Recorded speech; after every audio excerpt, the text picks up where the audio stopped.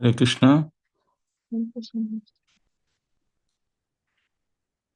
आज आप इस प्रातः काल में जितने भी श्रद्धालु भक्तगण इस सेशन में उपस्थित है, आप सभी के श्री चरण में मेरा सादर प्रणाम स्वीकार करें। Today morning I am in Shri Rukmini Dwarkadhish, Delhi Dwarka temple से।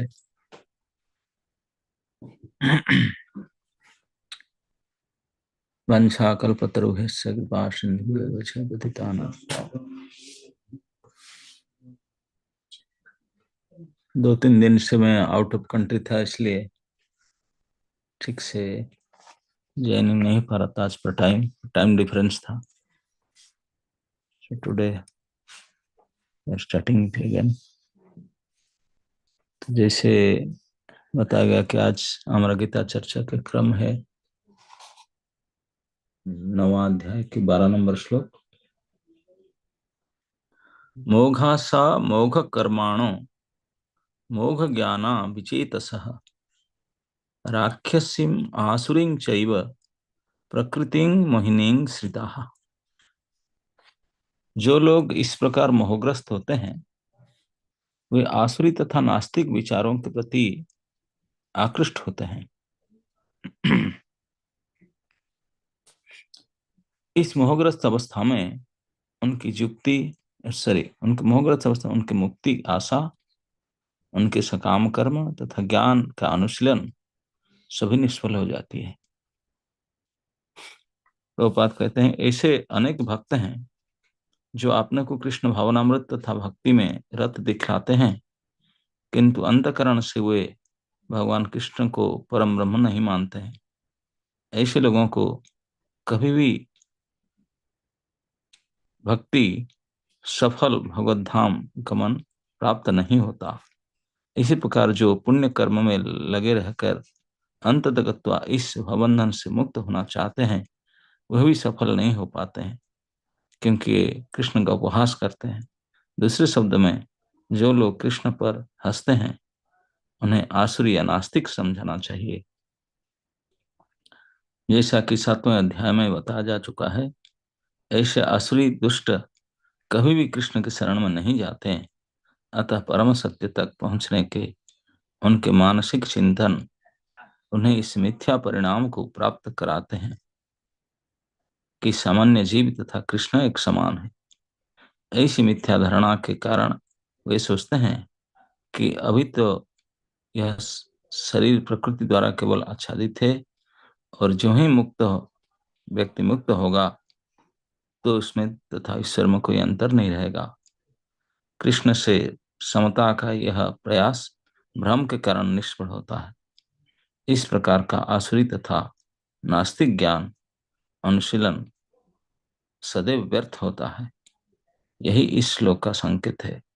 ऐसे व्यक्तियों के लिए वेदांत सूत्र तथा उपनिषद जैसे वैदिक वांग्मय के ज्ञान का अनुशीलन सदा निष्फल होता है। अतः भगवान कृष्ण को सामान्य व्यक्ति मानना घोर अपराध है। जो ऐसा करते हैं वह निश्चित रूप से मोहग्रस्त रहते हैं, क्योंकि कृष्ण के शाश्वत रूप को नहीं समझ पाते। बृहद विष्णु स्मृति में कहा गया है, जो व्यक्ति भौतिकं देह कृष्णस्य परमात्मनः स सर्वस्माद् बहिष्कार्य श्रोतस्मार्थ विधानतः मुखं तस्यावलोक्यापि सच्चेलं स्नानम आचरेत। जो कृष्ण के शरीर को भौतिक मानता है उसे श्रुति तथा स्मृति के समस्त अनुष्ठानों से वंचित कर देना चाहिए। यदि कोई भूल से उसका मुंह भी देख ले तो उसे तुरंत गंगा स्नान कर लेना चाहिए सवस्त्र, जिससे छूत दूर हो सके। लोग कृष्ण को हंसी उड़ाते हैं क्योंकि वे भगवान से ईर्ष्या करते हैं।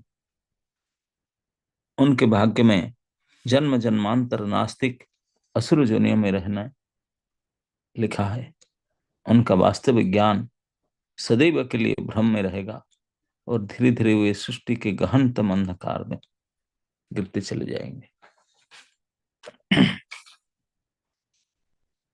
तो पिछले श्लोक में भगवान ने जो मूढ़ एक प्रकार लोग जो उनको भगवान की दिव्य भाव को, परम भाव को नहीं मानते हैं, उनके बारे में चर्चा की है। ऐसे तो इस अध्याय में शुरू से लेकर के 10 नंबर श्लोक तक, विशेष करके 4 से लेकर के 10 तक, भगवान अपनी स्वयं भगवत्ता, अपनी सामर्थ्य, अपने प्रभाव के वर्णन किए। और उसके बाद में ये जो उनको इस प्रकार नहीं मानते हैं कि परमेश्वर हैं, परम भगवान नहीं मानते, तो इस प्रकार उनको साधारण मनुष्य माया के द्वारा मनुष्य शरीर धारण कर के घूमते हैं, हमारे जैसा है, ऐसे समझने वालों का क्या गति होता है, ये 11 और 12 नंबर श्लोक में वर्णन किए हैं। 11 नंबर श्लोक में भगवान ने कहे कि जो लोग ईश्वर के परम भाव को, ईश्वरता को, परम ईश्वर तक नहीं जानते और अ, उनको अवमानना करते हैं, ये मूढ़ है। हम्म। वो यद्यपि खुद कृष्ण भक्ति नहीं करते हैं, क्योंकि पसंद नहीं करते, मूढ़ है उनको ये। हम्म। और प्रभुपाद जी ने, और भगवत गीता में भगवान ने 7वें अध्याय में, आई थिंक 15 नंबर श्लोक में, जो 4 प्रकार के पापी भगवान के शरण में नहीं आते, नमांग दुष्कृति नो मूढ़ा प्रपद्यन्ते नराधमा, हम्म, माया अपहृत ज्ञान प्रकृति मोहिनी सीता, न आसुरी भाव आश्रिता, यहाँ श्लोक में कहे 7:15 में। तो 4 प्रकार के पापियों के चर्चा भगवान के थे जो भगवान के शरण में नहीं आते। इसमें सबसे पहले नंबर, जो थोड़ा पाप की कोटि में, परिमाण में कम है, वो है मूढ़ कोटि के पापी, जिनका वर्णन भगवान 11 नंबर श्लोक में बताया कि मूढ़ों का ही हाल होता था, वो उनको एक्सेप्ट नहीं करते हैं कि परम भगवान करके। तो अर्जुन का मन में जो उठा, जब भी मूढ़ो इस प्रकार होता है, हम्म, अब बाकी जो 3 कुटिक रह गए उनका क्या होगा। हम्म। तो इसके लिए भगवान फिर ये 3 शब्द को उपयोग कर रहे हैं कि इन 3 लोगों को क्या क्या होने वाला है। हम्म। इसलिए यहाँ मोघ आशा, मोघ कर्म, मोघ ज्ञान, ये 3 शब्द भगवान ने यूज किए हैं। मोघ मतलब व्यर्थ हो जाना, जिनका आशा बेकार होता है, जिनका कर्म बेकार होता है, जिनके ज्ञान बेकार हो जाता है। हम्म। तो ये 3 कोटि को भगवान ने ये 3 प्रकार के कहकर वर्णना करते हैं। ये तीनों कोटि के लोगों के लिए भगवान ने एक कॉमन शब्द यूज किए हैं, विचेतसः, मोघासा मोघ कर्माणो मोघ ज्ञान विचेतसः, ये सभी के लिए विचेतसः कॉमन वर्ड यूज किए। विचेतसः शब्दों का अर्थ क्या होता है, इसमें 2 बी और चेतसः। हम्म। मतलब भी मतलब विपरीत, चेतना मतलब चेतना, चेतना चेतना, उनका चेतना विपरीत चलता है।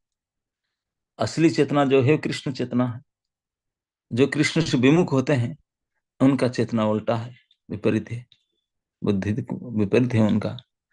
तो कृष्ण से अलग हट करके जो सुखी होना चाहते हैं और उसके प्रयास में लगे रहते हैं, उनको विचित ऐसा कहा गया। इनमें से पहले कोटियों का मूड जो है, गधे की तरह परिश्रम करते हैं, भगवान को नहीं समझते हैं, अपने परिश्रम का फल को खुद भोगना चाहते हैं। तो उसका वर्णन 11 नंबर श्लोक के भगवान बता चुके हैं। अब भी जो बाकी 3 हैं, उनके लिए कहते हैं कि सबसे पहले मोघ आशा। दूसरी प्रकार में भी ये भी हम समझ सकते हैं कि अर्जुन जो पूछा कि प्रभु, आपको मायामय मनुष्य शरीर वाला साधारण मानने वाले व्यक्ति की क्या गति होता है। हम्म। तो भगवान ने सीधा सीधा बोले, ये 2 श्लोक में बोलते हैं कि देखिए, उनके अगर मुझे ऐसे उपहास करने वाले व्यक्ति अगर भक्ति भी करता हो ना, भक्त हो, तो भक्त जो सालोक्य आदि धाम को प्राप्त करना चाहता है, मुझे प्राप्त, वो भी नहीं बेकार जाएगा भक्ति करने पर भी, क्योंकि भगवत अवमानना करता है। इसी कारण से इन्हीं भक्ति करने पर भी, तथाकथित भक्त आरोप में भेक में दिखाने पर भी उनके आशा पूर्ण नहीं होगा, सालोक्य आदि भगवत धाम को प्राप्त नहीं करेगा। अगर भक्त नहीं है ये ढोंगी, और वो उनने सकाम कर्मी है, सकाम कर्मी बड़े बड़े यज्ञ और बड़े बड़े शुभ अनुष्ठान करके स्वर्ग प्राप्ति चाहते हैं, बोले ये कर्म के द्वारा स्वर्ग प्राप्ति, उनके ये कर्म पूर्ति नहीं होगा। अगर वो ज्ञानी है बड़ा ज्ञानी, ज्ञान के माध्यम से ब्रह्मलीन होना चाहते हैं, मुक्ति प्राप्त करना चाहते हैं, मुख्य प्राप्ति, वो भी नहीं हो सकता, ज्ञान भी उनका बेकार हो जाएगा। हम्म। तो ये कुछ नहीं मिलेगा, भक्ति करने पर भी भगवत धाम नहीं मिलेगा, बड़े बड़े यज्ञ आदि सत्कर्म करने पर भी स्वर्ग सुख नहीं मिलेगा, और बड़े बड़े ज्ञान की उपासना करने पर भी, तप आदि करने पर भी मुख्य प्राप्ति नहीं होगा। तो क्या प्राप्त होगा उनको फिर? बोले उनको प्राप्त होगा राक्षसीम आसुरीम चैव प्रकृति मोहिनी सीता। ये तीन गति, उनको राक्षस बनेंगे। यहाँ तीन प्रकार प्रकृति है, एक आसुरी प्रकृति, एक राक्षसी प्रकृति, एक मोहिनी प्रकृति। बोले तीनों को प्राप्त होता हूँ। हम्म।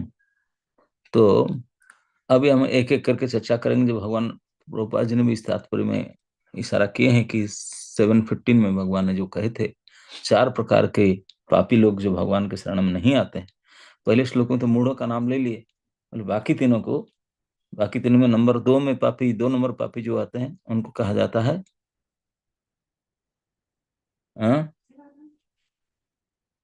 नमांग दुष्कृत बूढ़ा नराधमा। और सेकंड कोटि के जो सबसे ज्यादा पापी होते हैं तो आसुरी भामाश्रिता, उनसे थोड़ा कम पापी होते हैं, नंबर में होते हैं नहीं, ये माया अपहृत ज्ञान, उनसे कम पापी होते हैं नराधम, उनसे कम पापी होते हैं मूढ़ा। हम्म। तो 1 नंबर पापी जो है, मतलब सबसे कम पापी जो मूढ़ का वर्णन करते हैं। अब दूसरा नंबर के पापी जो हैं, जिसको नराधम कहते हैं।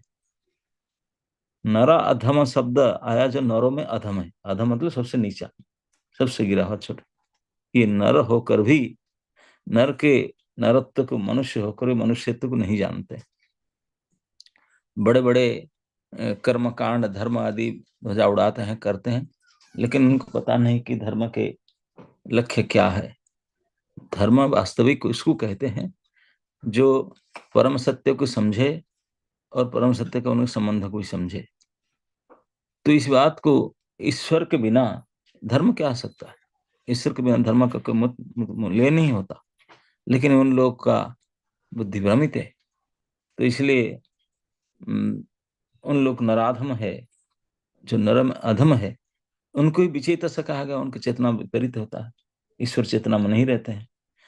ईश्वर चेतना में हम ईश्वर को परम भगवान, परम मित्र, परम बंधु, परम भोक्ता करके मानते हैं। लेकिन वो बोलेंगे नहीं, हम है, वो क्यों है? तो इस प्रकार उन विचेत ये राक्षसी आश्रित को, राक्षसी भाव को प्राप्त करते हैं। इस प्रकार में ये जो नराधम है, और राक्षसी प्रकृति को प्राप्त करते हैं। भगवान को प्राप्त तो नहीं कर, राक्षसी प्रकृति। राक्षसी प्रकृति कैसा होता है? वाल्मीकि रामायण में जब हनुमान जी ने टूर किए, एडवांस पार्टी में गए थे सीता को खोजने के लिए लंका, तो यहाँ एक अर्ली मॉर्निंग टूर है, ओवरनाइट टूर किए थे ढूंढने के लिए, रावण को देखने के लिए। ओवरनाइट टूर में राक्षस राज्य, रावण के राक्षस की चोटी था, तो उनके राज्य को भ्रमण किए थे हनुमान जी का, उनका कहना है। क्या क्या उन्होंने देखे। तो उन्होंने, हनुमान जी ने वर्णन करने उस राक्षस लोक को भ्रमण करते हुए बोलते, मैंने देखा कि सोने चांदी से बना हुआ बड़े हाई स्टोरीड बिल्डिंग सब है। तो मतलब इससे सीखा पड़ता है कि जो राक्षसी स्वभाव वाले होते हैं, वो लोग बड़े आलीशानी कोठी बनाना चाहते हैं, बड़े ऊंचे ऊंचे स्काई की पूरी बिल्डिंग बनाना चाहते हैं। ये राक्षसी प्रकृति का एक लक्षण होता है। बड़े बड़े आलीशान कोठी के। और क्या हनुमान जी ने देखे कि कोठी के वेरी डेकोरेटिव, सुंदर सुंदर गार्डन और कई प्रकार के सुरीली वाद्य यंत्र से स्वर संयोजना हो रहा था। मतलब they want to decorate their house, और बड़े सुंदर सुंदर वाद्य यंत्र अपने को सुखी करने के लिए करते हैं। ये भी राक्षसी प्रकृति का लक्षण। तीसरा, उन्होंने देखा था कि यहाँ अनेक प्रकार के स्त्रियां शराब पी करके अलंकृत होकर के नाच गान करती है, तो वो भी राक्षसी प्रकृति का ही उसी को चाहते हैं। और उन्होंने भी, हनुमान ने देखे, बोले मैं भी ये भी देखा, कुछ राक्षस उत्कट मदिरा पान करके आपस में झगड़ रहे थे। ये भी राक्षस प्रकृति का स्वभाव है। केवल भोग विचार नहीं, बुद्धि नष्ट होता है, क्रोध भी होता है, कामना होता है, क्रोध होता है।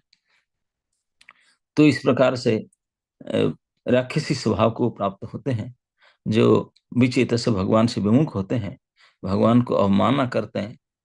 तो इस प्रकार नराधम कोटि के लोग, जो इतने हाई ग्रेड के पापी नहीं है, मीडियम ग्रेड के पापी है, वो भी राक्षसी स्वभाव को प्राप्त करके भगवत भाव को प्राप्त नहीं करते हैं, उनका गति खराब होता है। तो अभी जो तीसरे कोटि के पापी होते हैं, जिनको भगवान ने वहां कहे थे कि वो होते हैं माया अपहृत ज्ञान, उन्होंने वो माया अपहृत 11 कोटि के जो पापी होते हैं, वो लोग बड़े बड़े समाज की दृष्टि से बहुत पढ़े लिखे, पीएचडी डिलीट सब करते रहते हैं, बड़े साइंटिस्ट, साहित्यकार, कवि, वैज्ञानिक होते हैं, लेकिन दुर्भाग्य है कि उनके सारे ज्ञान के भंडार माया ने हर लिया।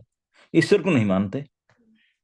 इतने सारे डिग्रियां, इतने सारे बड़े पोस्ट पोजीशन में रहते हुए ईश्वर अवमान करते, वो बोलते हैं ईश्वर क्या, हमें ईश्वर है।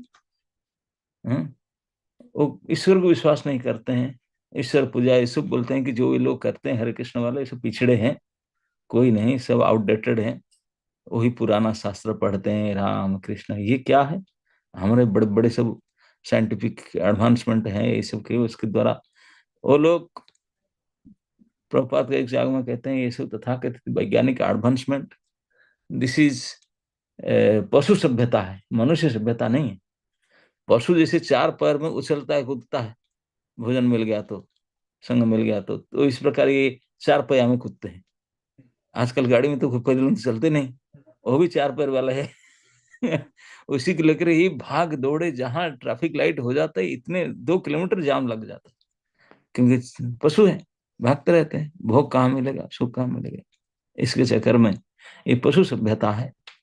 पशु कभी भी अपने परम हित कल्याण को नहीं जान पाएगा, केवल अपने सुख को ही अपने सब कुछ मानता है। ठीक इसी प्रकार शारीरिक सुख, सांसारिक सुख, इसी की सर्वस्व मान करके ये माया अपहृत ज्ञान, भले ही बड़े बड़े उनका, इस भगवान कहते हैं कि उनका क्या होता है, मोघ आशा, मोघ कर्मणा। मोघ आशा तो उनके होता है जो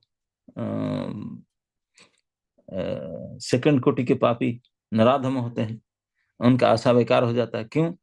क्योंकि नराधम क्या करते हैं, पढ़ते खूब, 30 30 साल, 40 40 साल पढ़ाई में लगाते हैं, पीएचडी भीडी करने में। उसके बाद में फिर अच्छे पोस्ट पोजिशन आते हैं, लेकिन बुढ़ापा पकड़ लेता है। बेचारे जो सपना देख रहे थे भोग करने का, सारे गया, फिर मर जाते हैं बूढ़े होकर, कुछ कर नहीं पाते, उनका आशा विफल हो जाता है। ठीक इसी प्रकार ये जो प्रकृति मायापूर्त ज्ञान वाले होते हैं, वो लोग भी मायापूर्त ज्ञान वाले वो राक्षसी प्रकृति और ये आसुरी प्रकृति को प्राप्त करते हैं। आसुरी प्रकृति, असुर जैसा स्वभाव उनका होता है। असुर जैसे अपने को, मैं इतना क्या हूं और ये करूंगा ये करूंगा, अपने बुद्धि समृद्धि को सदा बढ़ा देते हैं, ईश्वर को नहीं मानते। तो इस प्रकार वो कितने बड़े बड़े कर्म करेंगे। कभी कभी वो लोग यज्ञ करते हैं, मंदिर बनाते हैं और क्या करते हैं, बहुत भारी काम करते हैं, लेकिन जो जिसके लिए करते हैं सारे बेकार जाएगा। मोघ कर्मणा, उनके कर्म बेकार जाएगा। जैसे पहले आशा बेकार गया था। वो जो भक्त लोग होते हैं, बड़े आशा करके इसको करते हैं, लेकिन भगवान को नहीं मानते। भले भक्त का ढोंग करे, लेकिन भगवान के प्रति पूर्ण विश्वास नहीं है, भगवान की भगवत्ता को नहीं मानते, तो कितने भी भक्ति करे उनका आशा बेकार होता है।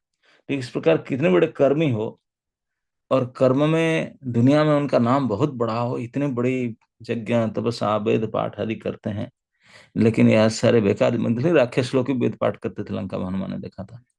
हम्म। तो इसलिए वो मनुष्य नहीं हो जाएंगे, वो राक्षस ही होंगे वेद पाठी होते हुए। क्योंकि वेद से सर्व अहम है वेद्य, भगवान कहते वेद को धर्म मुझे नहीं जाना तो जाना क्या मूर्ख तूने। मुझे भजन नहीं किया। तो लोग का मोघ कर्मणा, उनके इतने भारी भारी कर्म बेकार हो जाता है। जो कर्म करके सुख पाना चाहते हैं, इस जीवन में तो सुख मिला नहीं, आगे क्या आशा रखते हैं, हम हो जाएगा हो जाएगा, ब्लैंक चेक लिखते हैं। हम लोग सब कर लिए, ईश्वर क्या है, अभी हम ऐसा कुछ बनाएंगे, बुढ़ापा बीमारी बंद हो जाएगा, ऐसे कर लेंगे वैसे करेंगे, कुछ नहीं कर पाते, बेचारा मर मर जाते हैं। तो इस प्रकार सारे उनके कर्म बेकार हो जाता है। हम्म। तो ये दूसरे प्रकार के पाप के जितने बड़े भारी कर्म करने पर भी मोघ कर्मणा, उनके कर्म सारे व्यर्थ हो जाता है, पहले आशा व्यर्थ होता है। तो अभी चौथे प्रकार की पापियों के कहते हैं, जिनको इस श्लोक में कहा गया आसुरी भाव में आश्रित है ना, माया अपहृत ज्ञान और आसुरी भाव में आश्रित। तो आसुरी, ये जो माया अपहृत ज्ञान वाले तो मोहित हो जाते हैं, मोह को प्राप्त करके गड़बड़ करते रहते हैं। और ये आसुरी भाव में आश्रित जो जो चौथे कोटि के लोग होते हैं, जो सबसे अच्छे पापी होते हैं, तो उनके लिए भगवान कहते हैं कि आसुरी भाव में आश्रित है। तो आसुरी भाव को प्राप्त करते हैं। आसुरी भाव का मूल है भोग वासना। असुर का जीवन में केवल एक ही टारगेट होता, लक्ष्य होता, हाउ टू एंजॉय मोर। इसलिए झगड़ा करते हैं, इसीलिए प्राप्त, सब कुछ इसलिए, जैसे कंस आदि बड़े बड़े असुर होते हैं, कितने प्रेम करेंगे अपने संबंधियों को, क्योंकि संबंधियों के द्वारा अपने, जब एक मिनट देखे कि स्वार्थ में बाधा पड़ा, गला काट देंगे, ऑन दी स्पॉट मार देंगे। क्योंकि भोग में अपने इंद्रिय में कुछ कमी सहन नहीं कर सकते। उनका सारे प्रेम, उनका सारे कर्म, उनका सारे ज्ञान सब अपने निजी सुख पर आधारित है, और किसी को नहीं मानते। इसमें कोई गड़बड़ हुआ तो तुरंत हैवी एक्शन लेंगे वो लोग। देवकी की शादी कराया, करोड़ खर्चा करके, और विदाई उत्सव में मार देना, गला काटना चाहता था। ये आसुरी स्वभाव, आसुरी प्रकृति।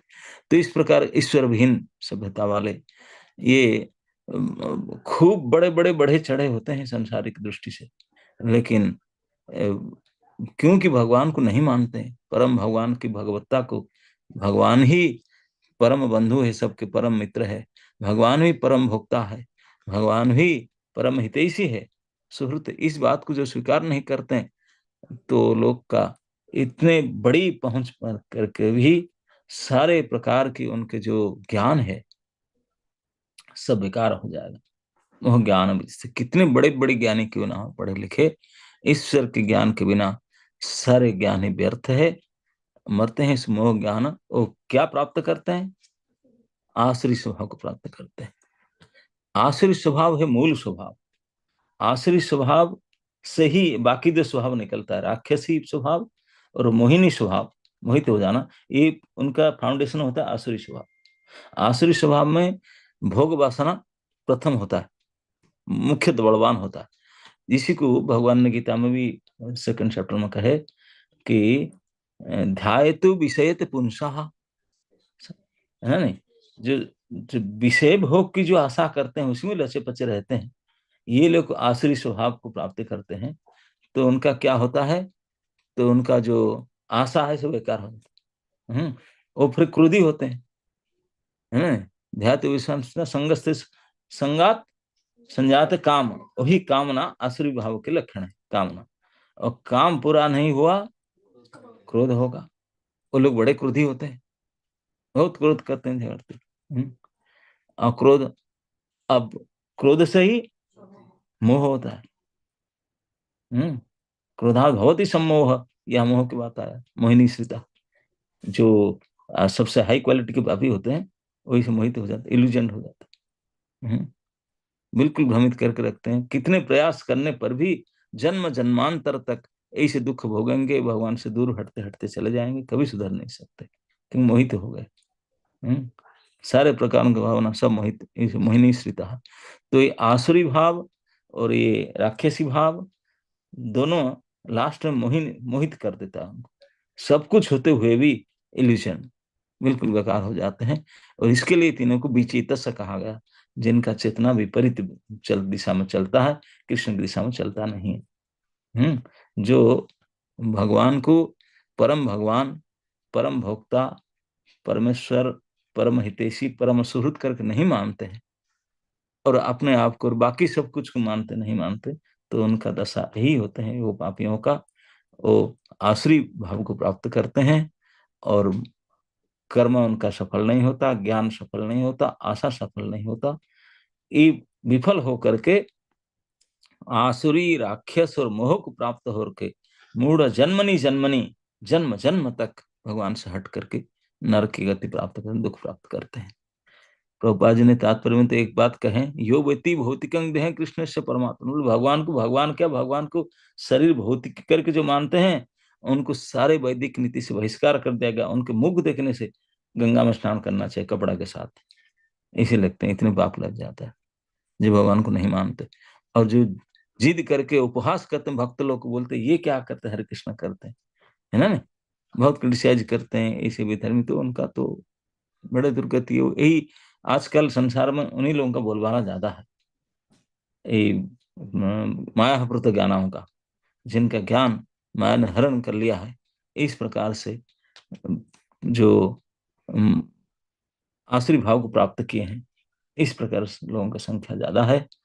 तो इनसे हम बच करके भगवान ने यहाँ ये 2 श्लोक में चेतावनी देते हैं, 11 नंबर और 12 नंबर श्लोक में, कि भगवान को अपने परम भगवत्ता सामर्थ्यता, उनके भगवान के रूप में ठीक से ग्रहण करना, यही भक्तों का कर्म है, वही जीवन के परम लक्ष्य है। उनको जो नहीं मानते हैं तो उनका ही गति होता है। इस प्रकार ये 11-12 नंबर श्लोक में चर्चा की भगवान ने। आगे श्लोक में बुलाएंगे जो ऐसा मानते हैं उनका क्या होता है। ये तो नहीं मानते हैं, 2 श्लोक में बोले उनके ही बदमान, फिर मानेंगे 13 नंबर श्लोक उसका चर्चा करेंगे। Okay. Hare Krishna Maharaj ji, thank you so much. तो महाराज जी ने हमें आज बताया कि किस प्रकार से जो बाकी के 3 दुष्कृति जन थे उनकी क्या गति होती है। तो थैंक यू सो मच महाराज। लेकिन हम भी विचेतसा से कृष्ण चेतना में कैसे स्थित हो, इसलिए महाराज जो है रोज हमें गीता टॉक देते हैं।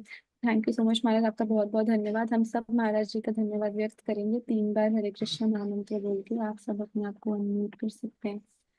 हरे हरे कृष्णा हरे हरे कृष्णा कृष्णा कृष्ण कृष्ण कृष्णा हरे कृष्णा हरे हरे हरे राम राम हरे राम कृष्णा हरे हरे हरे कृष्णा कृष्णा कृष्णा हरे कृष्ण हरे कृष्ण कृष्णा कृष्ण हरे हरे हरे हरे हरे राम राम राम हरे कृष्णा हरे हरे हरे हरे कृष्ण राम राम राम कृष्ण हरे कृष्ण हरे हरे हरे राम राम की जय। राम सत्या श्री ससाई महाराज जी की जय, श्री प्रभुपाद की जय।